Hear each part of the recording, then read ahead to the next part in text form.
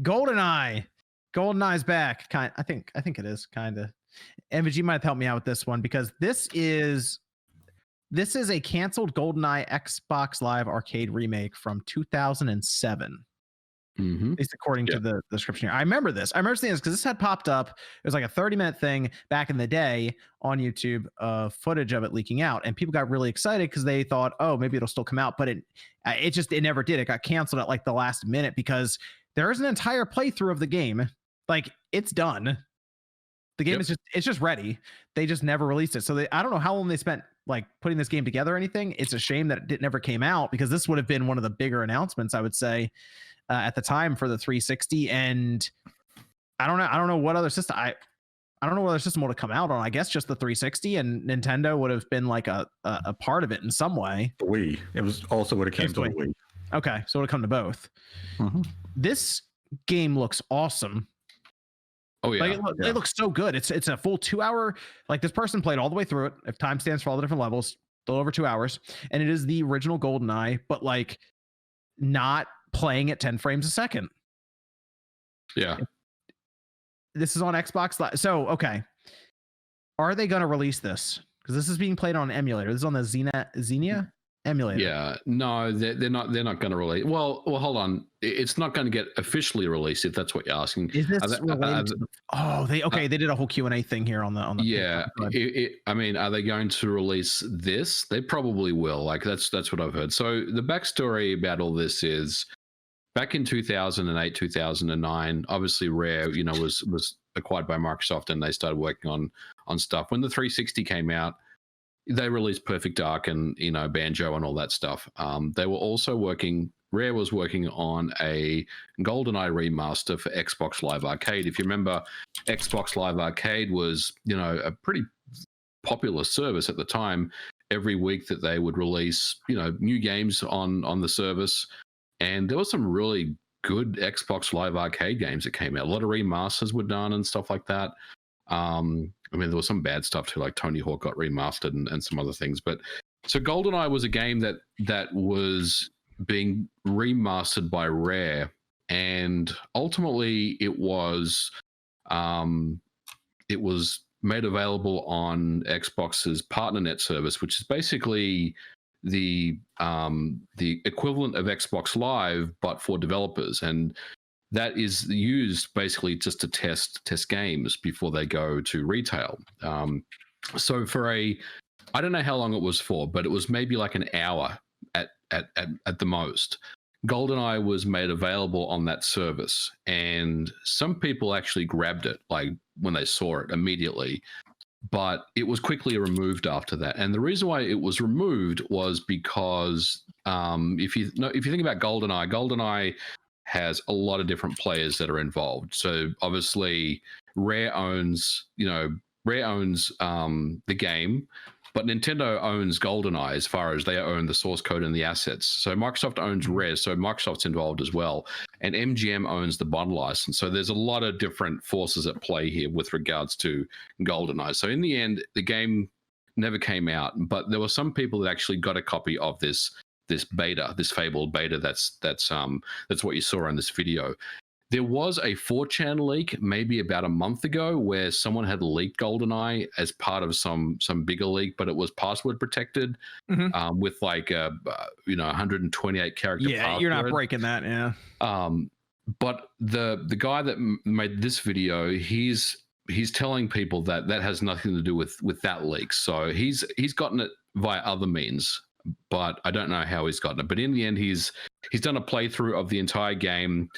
And he is telling people that at some point in the future, they will release this. So we'll have to wait and see. Now, if you have access to a modded Xbox 360, you'll be able to play it. If you have access to the Xenia emulator, you'll be able to play it. So hopefully, we'll get to see it again. I think it's very interesting. It's definitely something that I'm very familiar with, and I know other people are as well, because it was something that never came out. But yeah, it's a cool piece of history. It looks fantastic, and it just makes you wonder. I wish we got that GoldenEye remaster, because it does look great. There's a whole multiplayer component to this. This could have been online multiplayer. Yep. Back then on the 360 at the time, or even the Wii. Mm-hmm. That could have been cool. The Wii with like motion, like the IR aiming and all of that too attached to it. Ooh.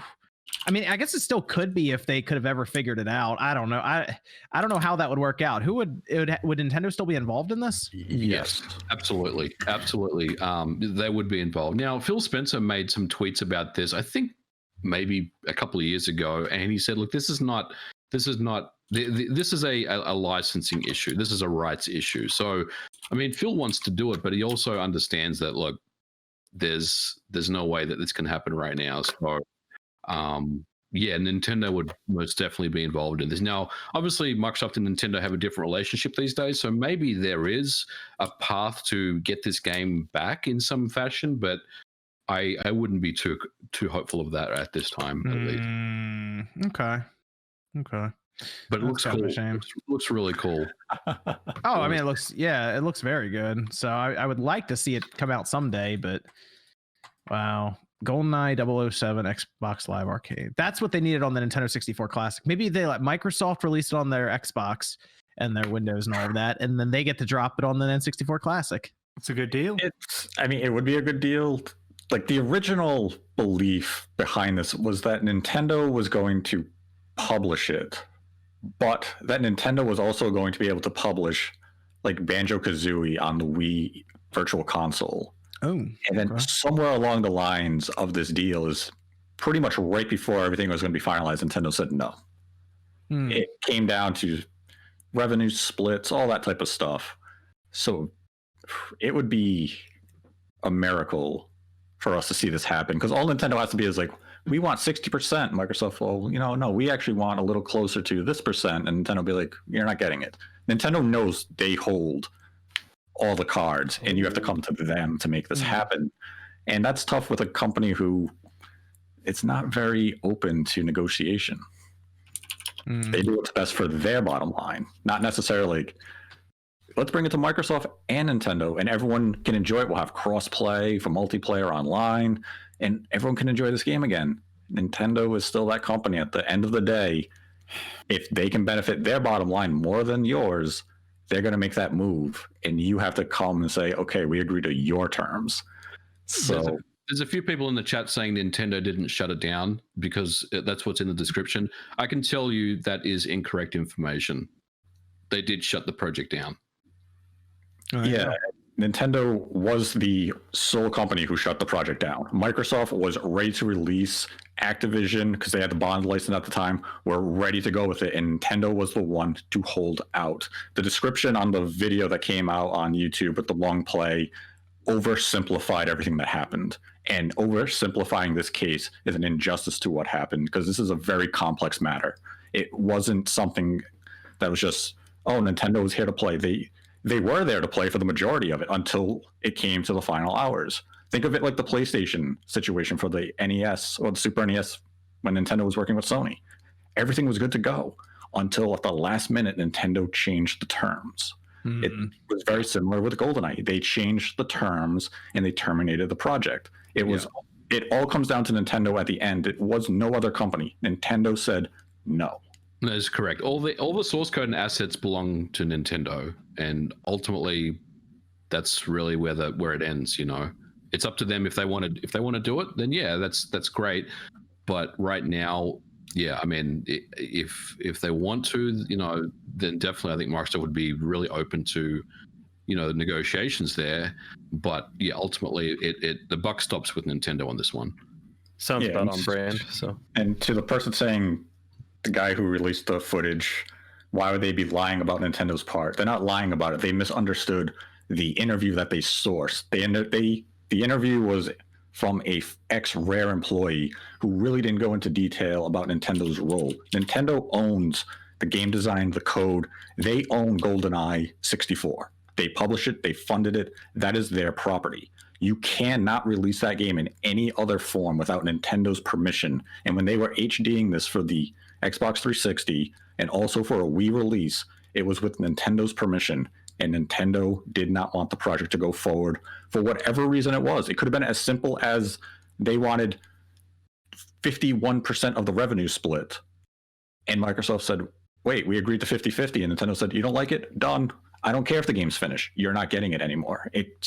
It came down to Nintendo at the end of the day, and that's the simplified version. Nintendo shut it down. Okay. They need to do something to release this, man, at this point, because it's like it's been so long. Like I really wish that they would come to, because like this is just petty now at this point. I can see them being like back then, like GoldenEye had such a big name, you know, and it was like, okay, this could affect things like sales maybe of systems. But at this point, it's just like it's so old, you know. Limited run games. You do wonder, you know, if Phil and you know the president of Nintendo should get on the phone and reopen negotiations again, because I mean back then, right? I mean Nintendo, you know, took Rare and everything, so I think things were a lot different as far as the relationship they had. You know, I think it's a lot better now, obviously with Banjo and everything. So yeah, I mean, hopefully, you know, they are talking about it as we speak, that maybe they can bring this back for the fans. I think they should. Because it would be a great crossplay would be phenomenal on Switch and on Xbox if it was on PlayStation, but if it's not, whatever, you know, and that would be so cool. That would be so cool. And like, it's not going to affect anything. Like GoldenEye, the franchise GoldenEye is not, you know, it's GoldenEye. You know, people remember it, but it's not what it was, you know, before. So I mean, and that's the thing. It really is a petty matter. And back then with this release, it could have been as something as simple and petty as Nintendo was looking at the game, and they said, "Oh, it might sell 5 million copies on Xbox 360. We might only sell 2 million copies on the Wii. We're not going to let that happen. Yeah, we want to be the platform." It definitely would have sold better on Xbox 360. Oh yeah. And I mean, it could have been something that petty. And I mean, unfortunately that is Nintendo for certain products. They can be that petty company, and that's reality. That's business.